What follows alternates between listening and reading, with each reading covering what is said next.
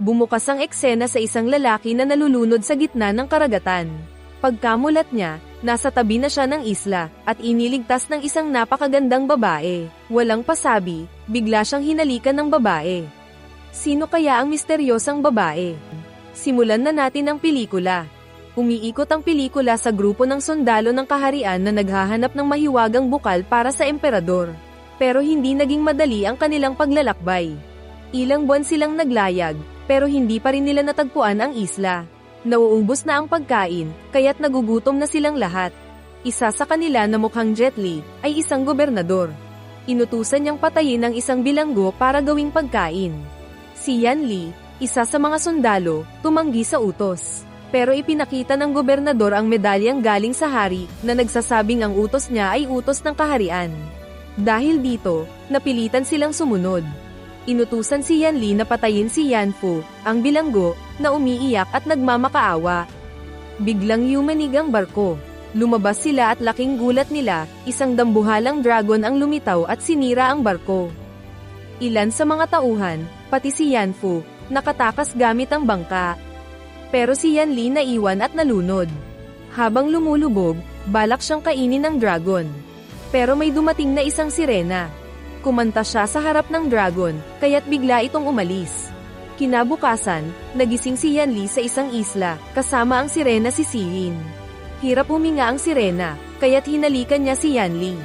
Pagkatapos noon, nakahinga na siya ng maayos. Marunong siyang magsalita ng wika ng tao. Namangha si Yan Li sa ganda ng sirena. Pero ilang saglit, biglang dumating ang gobernador kasama ang mga tauhan. Hinuli nila si Siyin. Laking gulat ng lahat nang malaman nilang isa pala siyang sirena. Sa sandaling iyon, nagbago ang anyo ni Siyin, biglang nagkaroon ng mga paa.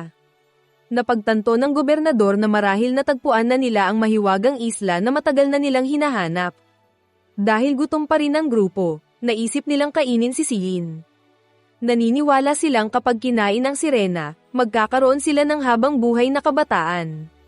Nang makita ni Yan Li na gagamitin si Siyin bilang pagkain, agad siyang pumagitna para pigilan sila. Hindi nagtagal, may isa sa mga tauhan ang nakakita ng batong gumagalaw. Pero hindi pala iyon bato, isa pala itong higanteng alimango. Isa itong parasitong nilalang na bigla na lang umatake sa kanila. Pero mas nakakatakot pa, hindi lang isa ang higanteng alimango, kundi napakarami. Agad silang tinugis. Sinubukan nilang pasabugin ang mga ito, pero walang epekto. Kaya't isinakripisyo ng gobernador ang isa pang tauhan para makaligtas. Habang nagkakagulo, napansin ni Yan Li na ayaw lumapit ng mga alimango sa mga puno. Agad niyang inutusan ang lahat na tumakbo papasok sa gubat. Tama nga siya, huminto ang mga alimango sa gilid ng kagubatan. Lalo silang kinabahan nang makakita ng napakalaking bakas ng paa. Ilan sa kanila natakot, pero walang pakialam ang gobernador. Inilabas niya ang utos mula sa hari, isang sulat na nagsasabing kailangan nilang hanapin ang bukal ng buhay at dalhin ito sa emperador. Ipinakita rin ng gobernador ang tala tungkol kay Laksamana Zeng, na ilang daang taon na ang nakalipas ay natagpuan ang isla. Naniniwala siyang may bukal ng buhay sa lugar na iyon. Kwento pa ng kanyang ina, may mga tao raw na minsang nakarating sa isla, kaya marunong magsalita ng wika ng tao ang mga sirena. Inutusan ng gobernador si Siyin na dalhin sila sa bukal. Pero tumanggi siya, bantay daw ng lugar ang isang dragon. Dahil dito, gusto siyang patayin ng gobernador. Pero sinabi ni Siyin na kaya niyang pahinain ang dragon gamit ang kanyang kanta. Pumayag ang gobernador, at nagpatuloy sila sa paglalakbay. Dahil hirap maglakad si Siyin, binuhat siya ni Yan Li. Na-touch si Siyin sa kabaitan niya. Sinabi niyang mabait si Yan Li, pero sagot nito, hindi siya mabait, isa siyang sundalo ng kaharian, at nakapatay na siya ng tao. Kahit ganoon, naniniwala pa rin si Siyin na mabuti si Yan Li. Mukhang nahuhulog na ang loob niya rito. Maya-maya, isa sa kanila ay biglang nilapan ng isang nilalang, sobrang bilis kaya hindi nila napansin. Pagkatapos, nakakita sila ng kakaibang bagay, parang higanteng ginseng na nababalutan ng tubig. Sigurado silang ito ang nagbibigay ng habang buhay sa sino mang kakain nito. Isa sa mga tauhan, sabik na sabik, agad itong hinawakan, pero napaso ang kanyang kamay. Yun pala, hindi ginseng, kundi ang dragon mismo, na kasalukuyang kumakain ng nawawalang kasamahan nila. Agad nilang inutusan si Yin na kumanta para mapatay ang dragon. Pero sabi niya, hindi siya pwedeng kumanta ngayon. Isa lang ang kaya niyang kanta sa isang araw, kapag lumampas siya, mawawala ang kanyang boses habang buhay. Nagmadali silang tumakbo papunta sa isang kuweba. Pero ang tagapayo ng gobernador, si Chan Xiang, binaril si Yin para ipaend sa dragon. Agad siyang sinagip ni Yan Li at dinala sa loob ng kuweba. Galit na galit si Yan Li kay Chan Xiang. Sinugod siya ni Yan Li, kaya't nagkaroon ng matinding sagupaan. Hindi nagtagal, dumating ang gobernador para awatin sila. Tinutukan niya ng baril si Yan Li, pero si Chan Xiang patuloy pa rin sa pang-uudyok, kaya't nainis ang gobernador at binaril siya. Sinabihan ng gobernador si Chan Xiang na magtino. Bigla na lang, isa sa kanilang tauhan ang tinamaan ng pana, galing sa tribo ng mga katutubo sa kuweba. Nang makita ng mga katutubo si Yin, sinabi niyang isa siyang sirena. Agad silang lumuhad sa harap niya, dahil para sa kanila, ang sirena ay isang diyosa. Bukod sa pagiging sirena, marunong din si Yin magsalita ng wika ng mga katutubo sa kuweba. Dahil dito, ligtas silang lahat at tinanggap ng tribo. Pinakain sila ng maraming pagkain at kabute. Si Yin ay ginamot ng mga katutubo, kaya't nakalakad na siya ng maayos. Pinakamaswerte si Afu, inalok siyang pakasalan ng isang magandang dalaga mula sa tribo. Dinala siya nito sa isang hiwalay na silid. Samantala, ang iba ay nagpatuloy sa inuman habang pinapanood ang sayaw ng mga katutubo. Unti-unti silang nalasing. Maya-maya, si Yan Li ay nakisali rin sa inuman. Dahil dito, natuyo ang sugat ni Yin. Tinulungan siyang atali muli ni Yan Li, pero sobrang higpit ang pagkakatali kaya't napaiyak si Yin. Ang luha niya ay naging mga perlas. Hindi siya tumigil sa pag-iyak, kaya't binigyan siya ni Yan Li ng candy.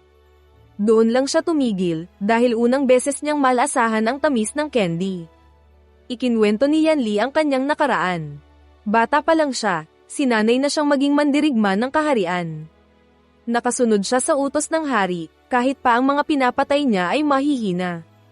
Pinakamasakit sa kanya ay nang mapatay niya ang isang batang walang laban, dahil iyon ang utos. Nang makita ni Yin ang lungkot sa mukha ni Yan Li, hinalikan niya ito. Pero sabi ni Yan Li, hindi siya dapat halikan, dahil ang halik ay para lang sa magiging asawa ni Yin. Umaasa siyang siya ang magiging asawa nito balang araw. Sa kabilang banda, may kakaibang nangyari. Habang lasing ang gobernador at mga tauhan niya, biglang nagsisigaw ang mga katutubo. Sinugod nila ang mga bisita at sinubukang patayin ang lahat. Agad dumating si Yan Li at nilabanan ang mga katutubo. Natakot ang tribo at nagsitakas. Hinanap nila si Afu, na dinala ng babae para ikasal. Pero hindi pala kasal ang pakay, gagawin pala siyang alay sa isang ritual. Sa lugar ng ritual, nakita ni Yin ang bukal na matagal na nilang hinahanap. Pero tuyot pa ito, hindi pa umaagos. Ang mga katutubo pala ay sumasamba sa dragon. Naniniwala silang kapag may naialay na buhay, sakalang dadaloy ang mahiwagang bukal ng habang buhay. Nagsimula na ang ritual. Pero hindi pumayag si Yan Li.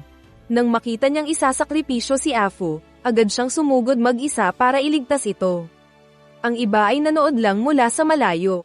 Habang nakikipaglaban si Yan Li, sinubukan siyang tulungan ni Yin, pero siya ay pinigilan. Nahirapan si Yan Li sa laban. Akala nila dumating na ang dragon, kaya't nagsitakbuhan sila. Pero sa hindi inaasahan, ginapos ng tusong gobernador sina Yan Li at Afu para gawing alay. Hindi nagtagal, dumating nga ang dragon. Ginamit ng gobernador ang pagmamahal ni Yin kay Yan Li para iligtas ito. Nang makita niyang kakainin si Yan Li, napilitan si Yin na kumanta, kahit alam niyang iyon na ang huling beses. Pagkatapos ng kanta, nawalan ng malay ang dragon. Si Yin ay bumalik sa tunay niyang anyo. Inutusan ng gobernador ang mga tauhan niya na patayin ang dragon, pero imbes na mamatay, umatake ito at nilamon si Chan Xiang. Nagpanik ang gobernador at pinilit si Yin na kumanta muli. Pero huli na, naubos na ang kanyang tinig. Sa galit, binaril niya si Yin. Dahil dito, nagalit si Yan Li. Sa lakas ng kanyang damdamin, naputol niya ang tali sa sarili. Galit na galit, pinutol niya ang kamay ng gobernador, wala na siyang pakialam sa utos o ranggo nito. Biglang umatake ang dragon at tinamaan si Yanli. Doon niya napansin na ang batong nasa altar ay isang Meriem. Inutusan niya si Afo na tipunin ang mga pampasabog habang nililinlang niya ang dragon papunta sa Meriem. Sa wakas, napatay nila ang dragon. Kasabay nito, damaloy ang mahiwagang bukal. Pero habang si Yanli at si Yin ay nanghihina, binaril muli ng gobernador si Yanli. Lumapit ang gobernador sa bukal at uminom. Bumalik ang kanyang putol na kamay, at ang kanyang puting buhok ay naging itim muli. Pero nang subukan niyang dalhin ang tubig palabas ng isla, bigla siyang naglaho. Ang isla pala ay hindi pumapayag na dalhin ang buhay na walang hanggan sa labas. Lumulubog ang isla, hinihigop ang lahat sa dagat. Nang malapit nang malunod si Yanli, ginamit ni si Yin ang huling lakas niya. Hinalikan niya si Yanli at ibinigay ang kanyang buhay, na iligtas si Yanli, pero si Yin ang namatay. Matapos magpalutang-lutang, nailigtas si Yanli at si Afo ng mga lokal. Malungkot pa rin si Yanli sa pagkawala ng kanyang mahal. Lumipas ang panahon, nanirahan si Yanli sa nayon. Araw-araw, nakaupo lang siya sa tabing dagat, iniisip ang kanyang nakaraan at ang pag-ibig na nawala. Hanggang sa tumanda siya, hindi pa rin niya malimutan si Yin.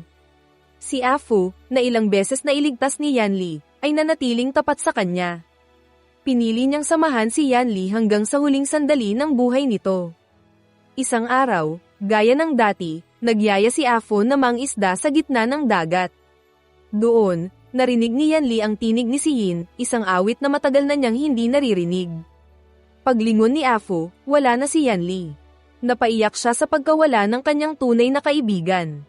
Pero bago iyon, matagal siyang naghanap kay si Yin. Naniniwala pa rin si Yanli na buhay si Yin.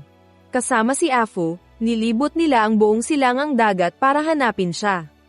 Wala pa ring resulta, pero hindi sila sumuko, hanggang sa isang araw, palihim silang sumakay sa isang barko kung saan nagpa-party ang mga mayayaman.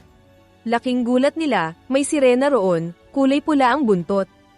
Napatunayan ng lahat na totoo pala ang sirena. Dahil sa ganda ng sirena, gusto agad siyang angkinin ng mga tao. Pinalaya ito sa dagat habang nakatali pa. Agad silang tumalon para habulin ito. Biglang sumugod si Yanli at pinagtatanggol ang sirena. Dahil sa perlas na ibinigay ni si Yin noon, kaya niyang huminga sa ilalim ng tubig at lumangoy ng mabilis, parang sirena. Matapos talunin ang mga lalaki, ibinalik ni Yanli ang sirena sa barko. Alam na pala niya mula pa kanina na nagkukunwari lang ang babae. Bigla siyang inatake ng isang mandirigmang nakamaskara, si Chansiang pala, na nakaligtas sa dragon noon. Pinatigil sila ng pulang sirena. Si Chansiang pala ay tauhan niya. Ang pulang sirena ay si Senador May, isang selir ng kaharian na namumuno sa barkong iyon. Inaya ni Senador May si Yanli sa kanyang silid at sinubukang akitin, pero hindi siya natukso. Sa halip, sinabi ni Senador May ang tunay niyang pakay.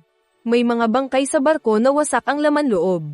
Isa sa mga bilanggo ang nakaligtas at nagsabing inatake sila ng nilalang, mga ghost worm na pumapasok sa bibig at sinisira ang loob ng katawan. Biglang lumabas ang isang worm mula sa bangkay at umatake. Pumasok ito sa katawan ng bilanggo at agad siyang namatay. Ikinwento ni Senador May ang pinagmulan ng mga nilalang na iyon. Galing daw ito sa ugat ng dragon na nagbabantay sa sinaunang perlas sa isla ng mga sirena. Libo-libong worm ang nagkalat, at delikado ito sa mga naninirahan sa silangang dagat. Kailangan nilang pumunta sa isla para patulugin ang dragon, para hindi na lumabas ang mga ghost worm.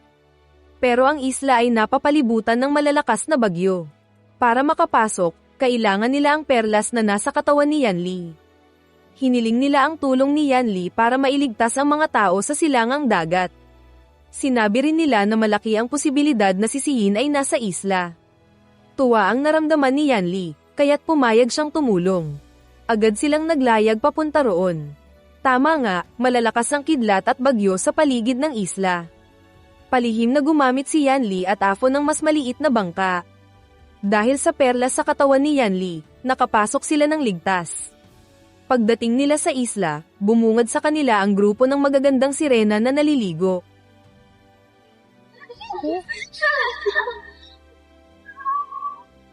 Sa wakas, nakita ni Yanli si Yin, pero hindi na siya mukhang sirena. Isa na siyang ordinaryong tao. Nawalan siya ng kapangyarihan matapos ibigay ang perlas kay Yanli. Nang makita ni Yin si Yanli, para bang ngayon lang siya nakakita ng lalaki. Masakit para kay Yanli na hindi na siya makilala ng babaeng mahal niya. Sinabi niya kay Yin na siya ang nagligtas sa kanya at nagbigay ng perlas, pero hindi siya pinaniwalaan. Bigla silang dinakip ng mga sirena. Dumating si Senador May at ang kanyang hukbo, kaya't nagkaroon ng labanan. Sa gitna ng gulo, aksidenteng nailigtas ni Afo ang isang sirena, at hindi sinasadya, nahalikan niya ito. Lumabas ang reyna ng mga sirena at pinatigil ang lahat. Pero si Yanli, gamit ang kapangyarihan mula sa perlas, madaling nakaiwas sa atake ng reyna. Napansin ng reyna na may perlas si Yanli, kaya tinanong kung bakit sila naroon. Nagulat ang mga sirena nang malaman na ang perlas ay galing sa ugat ng dragon. Ipinaliwanag ni Senador May na ang mga worm ay banta sa mga mangingisda sa silangang dagat. Ayon sa reyna, tuwing isang dekada, kailangang muling aiselyo ang dragon. Pero tanging sirena na dalisay ang puso ang makakagawa nito. Kailangan nilang pumunta sa palasyo ng dragon para kunin ang perlas nito. Ngunit nagduda ang reyna sa motibo ni Senador May. Sinubukang kumbinsihin ni Yanli ang reyna na ito'y para sa kapakanan ng lahat, pero hindi pa rin siya pinagkatiwalaan. Kinagabihan, palihim na bumisita si Afo sa sirenang nailigtas niya, ang pangalan niya ay Gigi. Mukhang nahuhulog na ang loob ni Gigi kay Afo. Ikinwento ni Afo ang nakaraan ni Yanli at si Yin. Samantala, si Yin ay palihim na pumasok sa silid ni Yanli. Tinanong niya kung ano ang nangyari sa kanila noon. Ipinagtapat ni Yanli na mahal nila ang isa't isa, at ibinigay ni Yin ang perlas para mailigtas siya. Balak ni Yanli na ibalik ang perlas kay Yin. Pero sabi ni Yin, ang perlas ay maibabalik lang sa pamamagitan ng halik, at dapat pareho silang nagmamahalan. Nang hahalikan na siya ni Yanli, biglang kumatok si Senador May. Agad itinago ni Yin sa ilalim ng kumot. Pumasok si Senador May at sinubukang akitin si Yanli, pero tinanggihan siya nito. Pag-alis ni Senador May, lumabas si Yin, galit at nagselos. Akala niya'y niloko siya ni Yanli. Kinabukasan, nagtungo ang mga sirena sa palasyo ng dragon. Palihim na sumunod si Yanli at Afo. Doon nila nakita ang perlas ng dragon, nanghihina na ito at kailangang palakasin. Isa-isa silang sumubok hawakan ng perlas, pero si Yin lang ang nakapagdala nito. Laking gulat ng lahat, siya pala ang napiling sirena, kahit wala na siyang kapangyarihan. Sa kabilang banda, ipinakita ang tunay na motibo ni Senador May. Isa pala siyang kontrabida. Pinatay niya ang mga sirenang naiwan at ninakaw ang mga perlas nila. Sa palasyo ng dragon, umatake ang dragon sa mga sirena. Marami ang nasaktan. Sinubukan ni Yanli at Afo na pasabugin ang mga worm, pero hindi ito epektibo. Napilitan silang umatras. Wala nang ibang paraan, kailangan ng aiselyo ang dragon gamit ang perlas. Si Yin ay palihim na lumapit kay Yanli para ibalik ang perlas. Pero hindi ito gumana, dahil hindi na siya mahal ni Yin. Nawalan siya ng alaala, kaya't hindi na niya nararamdaman ang dating damdamin. Masakit para kay Yin, pero handa siyang magsakripisyo para sa kanyang lahi. Si Yanli ay tahimik na lang habang pinapanood siya. Samantala, si Senador May ay nasa kanyang silid, lumabas ang tunay niyang anyo, matanda at kulubot. Ginagamit niya ang mahika para magmukhang bata. Nagtipon ng mga sirena para sa ritual. Si Yin, suot ang maganda niyang kasuotan, kinuha ang perlas ng dragon. Pinagsama nila ang lakas ng mga perlas, at lumiwanag ito ng husto. Bigla, dumating ang hukbo ni Senador May. Sinugod nila ang mga sirena at sinubukang agawin ang perlas ng dragon, na pinalakas gamit ang mga perlas na ninakaw ni Senador May.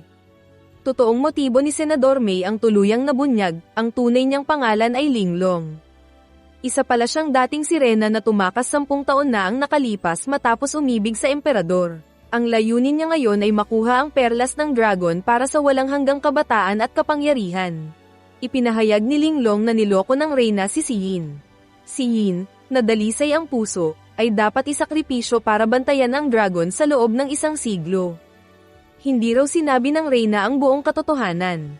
Kwento pa ni Linglong, siya rin ay dating alay, pero nakatakas. Kinain ni Linglong ang perlas ng dragon, kaya't naging napakalakas niya. Agad na iniligtas ni Yanli ang sugatang reyna at ang iba pang sirena. Ilang sandali pa, humingi ng tawad ang reyna sa lahat dahil hindi niya sinabi ang totoo mula sa simula. Nalaman din ni Sihin na ang pagkawala ng kanyang alaala ay hindi dahil sa nawala ang perlas, kundi dahil sa reyna mismo.